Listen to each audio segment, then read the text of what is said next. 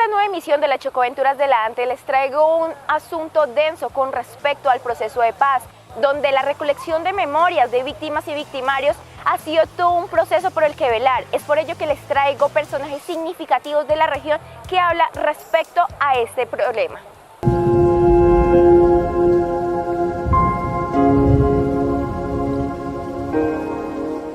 Como en todos los acuerdos anteriores de paz que se han firmado en Colombia desde el siglo XIX, desde las guerras civiles que vivió el país después de la independencia de España, no han podido cumplirse de manera clara. Es decir, Colombia tiene una triste historia de traición de los gobiernos o de sectores de las élites a los acuerdos de paz. Y esta no ha sido la excepción. Ese era uno de los grandes temores de los actores armados, pero también de la población, que veía la dificultad, o más bien que veía con preocupación si al firmarse el acuerdo de paz, estos sectores enemigos de la paz, agazapados, que están ocultos detrás de las redes del poder mismo, detrás de las fuerzas militares, detrás de los partidos tradicionales, serían capaces de respetar un acuerdo de paz. Y la prueba es que no han podido respetar el acuerdo de paz. Voy a utilizar un término coloquial, pero quiero que sea absolutamente, digamos, claro para todos. No hemos podido entender para qué carajos es que sirvió la paz, o mejor dicho, los acuerdos de paz, y cuáles son los beneficios. Todavía seguimos enredados en que si las FARC merecían estar en el Senado, que si se deben ganar esto, que se deben ganar aquello, que si pueden ser candidatos a alcaldías, a gobernaciones, a consejos, a asambleas, cuando no hemos podido entender la importancia de que un grupo armado haya salido del conflicto nacional, hayamos retirado armas que mataban a sus hijos, a sus tíos, a sus amigos, a sus conocidos, es decir, a los de todos nosotros, de ciertas zonas del país, pero que además el Estado ha sido incapaz, este gobierno, que es el mismo Estado del gobierno de Juan Manuel Santos, que era el mismo Estado, ha sido incapaz de copar con actividades propias del Estado, de llevar vías, servicios públicos, internet, salud, oportunidades a esas zonas donde la guerrilla hacía presencia como Estado y era la autoridad que la gente reconocía. Y es lo que sigue pasando y se está repitiendo, al parecer cíclicamente, en otros escenarios. Pues yo creo que el asunto, tal como está sucediendo y como tenemos noticias, no va bien. Objetar la ley para acabar de fundamentar y darle los fundamentos necesarios a la JEP, como lo ha hecho el presidente de la República, es un gran error. En segundo lugar, deslegitimar las funciones de la JEP y de la comisión que está indagando la Gran Colombia es un asunto muy delicado, porque el asunto no es de verdades oficiales, no es de historia oficial, el asunto es saber qué sucedió, y es un asunto que al parecer nadie quiere que salga a flote, que se sepa la historia de por qué sucedieron muchas cosas en Colombia. Creo que el mayor miedo de mucha gente es a que se sepa qué fue lo que pasó. Y eso es lo que ha motivado en muchas personas que se oponen a la JEP, que se, digamos, erosione todos los fundamentos que le dan vida. Porque va a sacar a la luz pública historias sobre mucha gente, sobre personas, sobre instituciones que han sido actores participantes en todo este proceso de los últimos 50 o 60 años.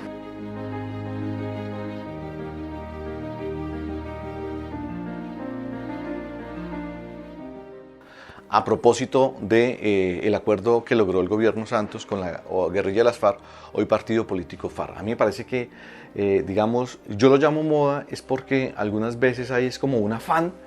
yo no sé si casi morboso, por ir a conocer qué fue lo que pasó, en vez de darse cuenta de la importancia que es ir a recopilar información, a recabar información, que ayude a construir la verdad de los acontecimientos y por qué se presentaron los acontecimientos. Y todo el sistema de memoria histórica que han construido en el país en torno al proceso de paz es que aquellos que han sufrido tienen la posibilidad de saber qué fue lo que pasó, poder preguntar en qué momento ellos se vieron involucrados en este conflicto sin ser parte activa de este conflicto. De igual manera, ¿por qué hicieron lo que hicieron lo que se llama victimarios, los que desaparecieron personas, los que asesinaron personas, los autores de masacres, de tomas guerrilleras. Necesitamos saber qué fue lo que pasó y el proceso de paz ha permitido, o por lo menos hasta ahora, ha dejado ver historias que antes no era posible escuchar, no era posible leer, no era posible ver. O que creíamos que eran novelas fantasiosas, pero que estaban dando detalles de esa realidad que no queríamos conocer en estas urbes, en estas ciudades de Colombia que estaban creciendo y que nos estamos acostumbrando a ciertas formas de vida, pero que por allá en el campo, por allá en las zonas rurales, estaban cometiendo asesinatos, desplazamientos, se estaba involucrando de una forma aterradora el conflicto con el narcotráfico, los paramilitares, la guerrilla, los terratenientes, los ganaderos, los políticos, los politiqueros, todo el mundo en una amalgama de cosas que esas novelas empezaron a contar. Eso me parece que es importante, que ellos lo hicieron en su momento, que no se les prestó la debida atención en su momento, por supuesto, pero que se atrevieron a contarlo en su momento, y creo que ahora también es un muy buen momento en Colombia para empezar a contar cuál es el país de hoy, sin olvidar cuál fue el país que nos tocó. Voy a parafrasear un poco a un gran cronista joven hoy en Colombia, llamado Juan Miguel Álvarez, a quien además aconsejo seguir porque ha escrito 2 libros muy interesantes, con una espléndida labor de campo sobre el conflicto en Colombia, quien en una conferencia que he leído estos días plantea que escribir crónica en Colombia o hacer periodismo de alguna manera en general no es hacer memoria histórica. Hacer crónica o hacer periodismo de campo sobre el conflicto en Colombia, sobre el conflicto político-militar, es dar la voz a las víctimas, aunque no solo las víctimas tienen derecho a esa voz, también los victimarios, para poder construir toda la historia, para construir el relato. Y en esa perspectiva, eso que llaman las fuentes, en este caso es dar voz, darle la voz a víctimas y victimarios, para entender qué fue lo que pasó, cuáles fueron las causas, para encontrar respuestas, para saber por qué hicieron lo que hicieron. Y eso es fundamental para poder entender qué pasó en los últimos 50, 60 años en Colombia, para tener claro por qué sucedieron muchas cosas. El valor de este periodismo de campo es descubrir por qué pasó lo que pasó y tener derecho a esa verdad. Una madre que ha perdido a su hijo y que no sabe dónde están sus restos o que no sabe nada de él, tiene el derecho a saber qué sucedió, por qué sucedió, dónde están los restos o lo que queda de ese hijo, para poder conservar ahora sí esa memoria, para poder tener claro en qué circunstancias vivieron y qué fue lo que pasó. No hay que ir con esa postura lastimera a las zonas de conflicto. Cuénteme qué pasó, revivamos lo que le pasó, revivamos el dolor, llore frente a las cámaras, venga, le tomamos la foto de la tragedia,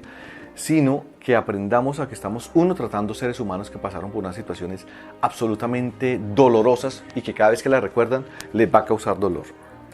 2, que aprendamos una cosa sencilla, que es aprender a tratar el dolor del otro. Y para aprender a tratar el dolor del otro tengo que aprender a ponerme en los zapatos del otro. Y ponerme en los zapatos del otro es saber en qué momento lo abordo, cómo lo abordo, qué le pregunto ante una cámara, qué no le pregunto ante una cámara y lo hago fuera de ella para enriquecer mi texto, o mi testimonio, o mi grabación, o mi audio, en lo que esté. Yo pienso que en eso los profesionales de las ciencias sociales debemos tener, digamos, como una inteligencia mucho más fina,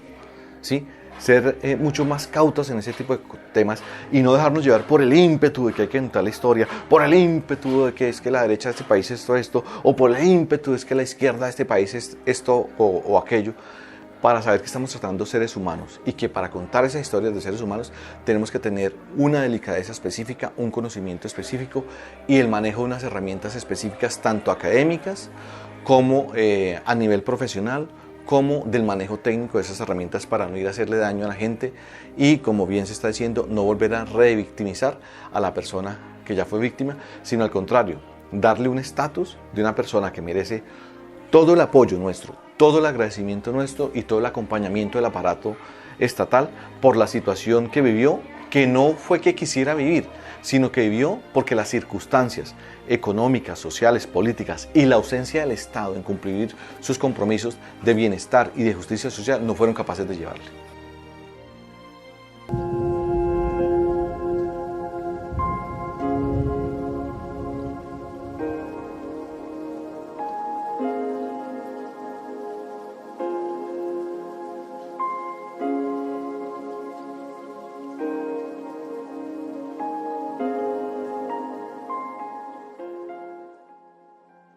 Pues una cosa es el poder y otra cosa es el querer. Yo creo que lo primero que tenemos que trabajar nosotros es el querer, porque el país, y no hay que desconocerlo, sigue dividido como en dos grandes corrientes. Quienes creyeron o creímos en un acuerdo de paz y quienes no. O quienes creían que se debía hacer de otra forma y quienes sí creíamos que se debía hacer de otra forma. Y por eso la famosa polarización, que la polarización es un efecto político en el cual se utiliza como herramienta los medios de comunicación. Muchos niños ya saben eso, qué ha ido pasando y están muy enterados. Es muy curioso cómo tenemos una generación después del 2008, niños de 8 o 10 años, que hoy están reproduciendo la bipolaridad política que hemos vivido en las últimas campañas presidenciales. Niños que llegan a su casa y le dicen a su mamá, mamá, es que me dijeron en el colegio que si yo era petrista me fuera a vivir a Venezuela. O niños que le dicen a su mamá, mamá, un niño me dijo que si yo votaba por Duque, entonces que él no me volvía a saludar. Eso ya se reprodujo en los colegios y lo estamos viviendo. Si eso sucede a ese nivel, ¿qué podemos esperar de un país donde ni siquiera tenemos la capacidad de recordar qué es lo que ha pasado? Donde, mejor, otra vez, el discurso oficial ha mentido, donde los medios de comunicación han tergiversado y donde el miedo no ha permitido contar nada. Por eso es necesario contar,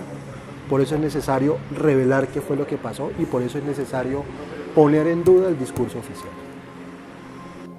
Un reto total, y para eso hay que leer mucho sobre la historia del país, leer mucho sobre la historia del mundo, leer mucho sobre otras guerras, leer mucho sobre otros acuerdos o tratados o pactos de paz en otros países, pero además leer mucho sobre humanismo. ¿Y a qué me refiero yo sobre humanismo? Entender qué es ser humano, entender la importancia de las ciencias sociales y de las ciencias humanas para el hombre de hoy, para el hombre moderno, para ese hombre que,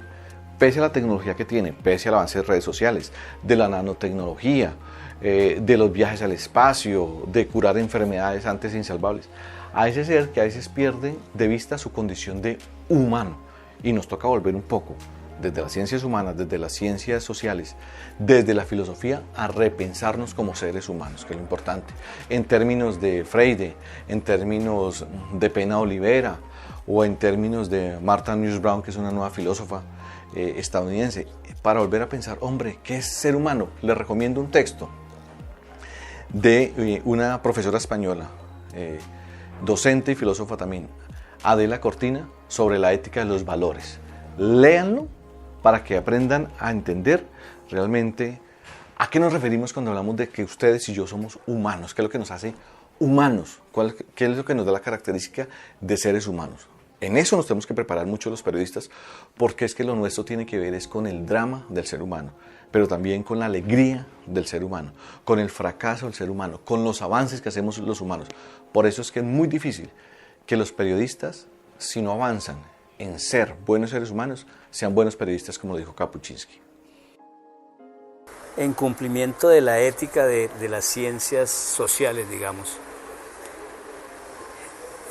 ellas están llamadas a decir por lo menos la verdad. Y eso implica que no pueden actuar ni en favor ni guiadas por los sesgos que pueda introducir en su ejercicio, ni los actores de las fuerzas militares que han irrespetado el derecho de las ciencias sociales a expresarse, ni tampoco de las insurgencias cualquiera que ellas sean. Es decir, las ciencias sociales tienen que tener la suficiente madurez académica, ética y política para ofrecerle a la sociedad un apoyo a la reconstrucción de la memoria y el conocimiento de la verdad desde los actores sociales. Es un asunto doloroso. Por lo tanto, el asunto del recuerdo, de la memoria o del olvido depende de cada quien, de quien ha vivido la experiencia dolorosa de una pérdida. Yo recuerdo hace muchos años que ACNUR España tenía una terapia muy bonita y era reconocer que todos teníamos en medio de un conflicto alrededor de 7 pérdidas. Y la primera era perder la identidad. Y perder la identidad era, por ejemplo, aquellas personas que debían salir de un lugar sin nada, sin poder llevar nada encima. Perdían sus documentos. Y lo primero que había que trabajar con ellas era recuperar su identidad. Es lastimoso que la identidad dependa de un pedazo de papel, de una cédula, de un pasaporte. Y eso indica que lo único que nos queda es no perder de vista quiénes somos, de dónde venimos, cómo hemos crecido, con quién crecimos, en dónde crecimos, por qué vivíamos ahí. Porque cuando una persona va de su lugar, sea porque voluntariamente debe hacerlo, sea porque se ve forzado a hacerlo, tiene que tomar en cuenta que no puede olvidar lo que deja atrás. Y ese es un asunto que no se puede olvidar.